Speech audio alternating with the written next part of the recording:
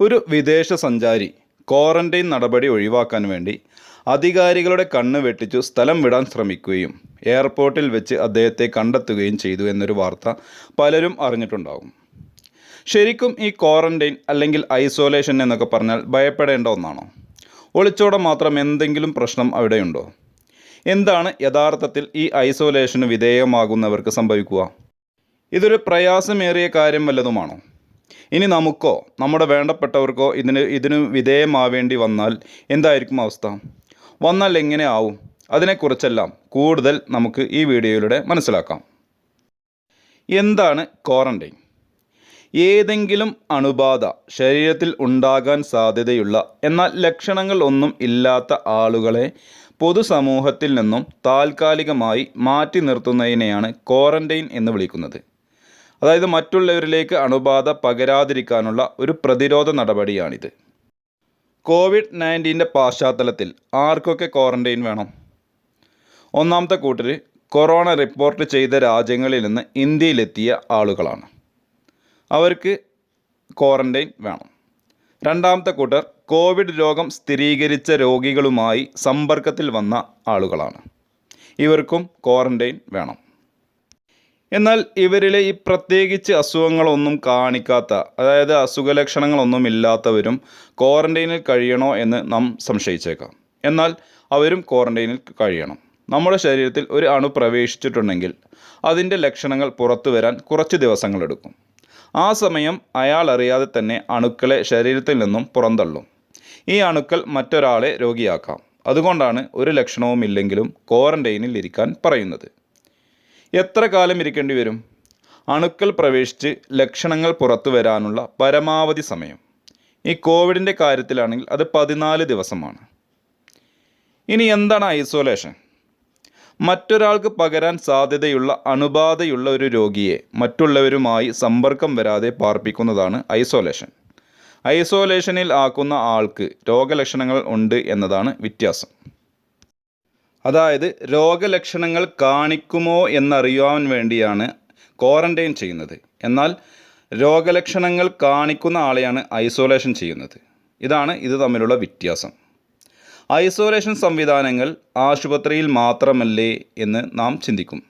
അല്ല, ഗുരുതരമല്ലാത്ത രോഗമാണെങ്കിലും സാഹചര്യങ്ങൾ അനുവദിക്കുകയാണെങ്കിലും വീട്ടിലോ ഹോട്ടലുകളിലോ റിസോർട്ടുകളിലോ സൗകര്യപ്രദമായ മറ്റു സ്ഥലങ്ങളിലോ നമുക്ക് ഐസോലേറ്റ് ചെയ്യാം.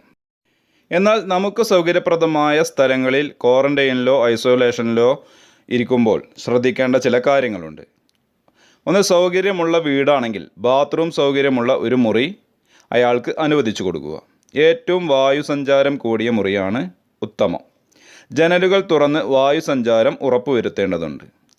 റൂമിൻ്റെ കൂടെ ശുചിമുറി കൂടിയുള്ളതാണ് ഏറ്റവും നല്ലത്. ഭക്ഷണം ആ മുറിയിലേക്ക് എത്തിച്ചു കൊടുക്കുക. പ്ലേറ്റും ഗ്ലാസും അവർക്ക് വേണ്ടി വേറെ കരുതുക. ഭക്ഷണം പങ്കിട്ട് കഴിക്കരുത്.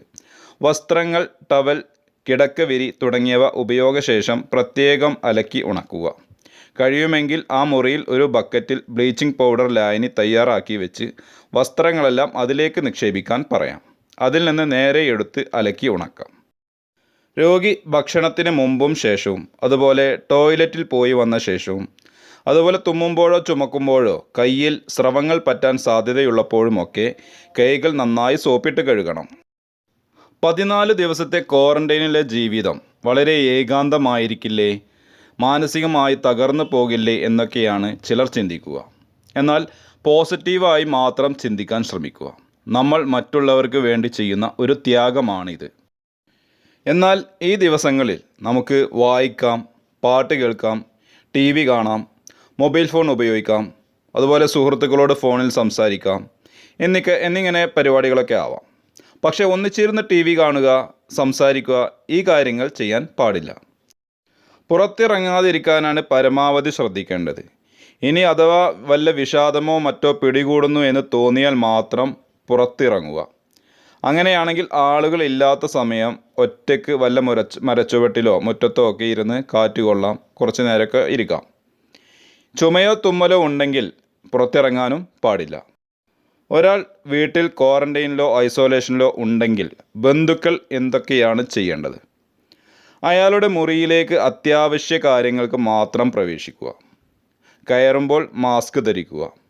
നല്ല ചുമയോ വയറിളക്കമോ ഉള്ള രോഗിയാണെങ്കിൽ കയ്യുറ കൂടി ധരിക്കാൻ സാധിച്ചാൽ നല്ലത്. ഉപയോഗിച്ച ശേഷം കയ്യുറ ബ്ലീച്ചിങ് പൗഡർ ലായനിയിൽ നിക്ഷേപിക്കണം. ഉപയോഗശേഷം മാസ്ക് ഇടാനായി അടക്കാൻ കഴിയുന്ന ഒരു വേസ്റ്റ് ബാസ്ക്കറ്റ് മുറിയിൽ കരുതുക. നിക്ഷേപിച്ച ഉടൻ അടച്ചു വെക്കുക. ശേഷം കത്തിച്ചു കളയുക. രോഗി ഉപയോഗിച്ചു കളഞ്ഞ മാസ്കുകൾ കൈകാര്യം ചെയ്യുമ്പോൾ പരിചരിക്കുന്ന ആൾ മുഖം മറക്കണം. ഓരോ തവണ മുറിയിൽ നിന്ന് ഇറങ്ങുമ്പോഴും കൈ നന്നായി സോപ്പിട്ട് കഴുകുക. രോഗി ഉപയോഗിച്ച വസ്തുക്കൾ എന്തു തന്നെയാണെങ്കിലും തൊട്ടുകഴിഞ്ഞ ശേഷവും കൈ സോപ്പിട്ട് കഴുകണം. രോഗിയെ പരിചരിക്കുന്നത് എപ്പോഴും ഒരാൾ തന്നെ ആകുന്നതാണ് നല്ലത്. വീട്ടിലുള്ള ബാക്കി ബന്ധുക്കളും സന്ദർശകരും പാലിക്കേണ്ട ചില കാര്യങ്ങളുണ്ട്. ഒരു കാരണവശാലും കൂടുതൽ ആളുകൾ രോഗിയുമായി സമ്പർക്കത്തിലാവരുത്. ചെറിയ കുട്ടികൾ, അതുപോലെ പ്രായം കൂടിയവർ, മറ്റെന്തെങ്കിലും രോഗമുള്ളവർ, അതായത് പ്രമേഹമോ വൃക്കരോഗമോ ശ്വാസമുട്ട് അങ്ങനത്തെ എന്തെങ്കിലും അസുഖമുള്ളവർ ക്വാറന്റൈനിൽ കഴിയുന്ന ആളുടെ സമീപത്തൊന്നും വരാൻ പാടില്ല. വീടിൻ്റെ പുറത്തു നിന്ന് ഒരാളും മുറിയിൽ പ്രവേശിക്കാനും പാടില്ല. സന്ദർശകർക്ക് കർശന നിയന്ത്രണം വേണം. ക്വാറന്റൈനിലെ ഭക്ഷണം എങ്ങനെയുള്ളതാവണം? പോഷകാഹാരമുള്ള ഭക്ഷണം കഴിക്കുക. പഴങ്ങളും പച്ചക്കറികളും ഭക്ഷണത്തിൽ ഉൾപ്പെടുത്തുക. അതുപോലെ ധാരാളം വെള്ളം കുടിക്കുക. നമ്മുടെയും വീട്ടുകാരുടെയും ഏറ്റവും നല്ല സുരക്ഷയ്ക്ക് ഹോസ്പിറ്റലുകളിലെ ഐസൊലേഷൻ വാർഡുകൾ തിരഞ്ഞെടുക്കുകയാണ് ഉത്തമം. വീടുകളിലെ ഐസൊലേഷൻ വാർഡുകളിൽ ഉള്ളവർ എന്തെങ്കിലും രോഗലക്ഷണങ്ങൾ വന്നാൽ അല്ലെങ്കിൽ രോഗം അധികമായാൽ ഹെൽപ്പ് ലൈൻ നമ്പറിൽ വിളിക്കുക. ദിശയുടെ നമ്പറിൽ നിങ്ങൾക്ക് വിളിക്കാവുന്നതാണ്. അവരുടെ നിർദ്ദേശങ്ങൾ നിങ്ങൾ പാലിക്കുക. സ്വന്തം നിലയ്ക്ക് ആശുപത്രിയിൽ പോകാൻ ശ്രമിക്കരുത്. ആരോഗ്യവുമായി ബന്ധപ്പെട്ട എല്ലാ അറിവുകൾക്കും ഈ ചാനൽ സബ്സ്ക്രൈബ് ചെയ്യുകയും ബെൽ ഐക്കൺ ഓൺ ആക്കുകയും ചെയ്യുക. ഈ വീഡിയോ ഇഷ്ടമായ ലൈക്ക് ചെയ്യാനും ഷെയർ ചെയ്യാനും മറക്കരുത്.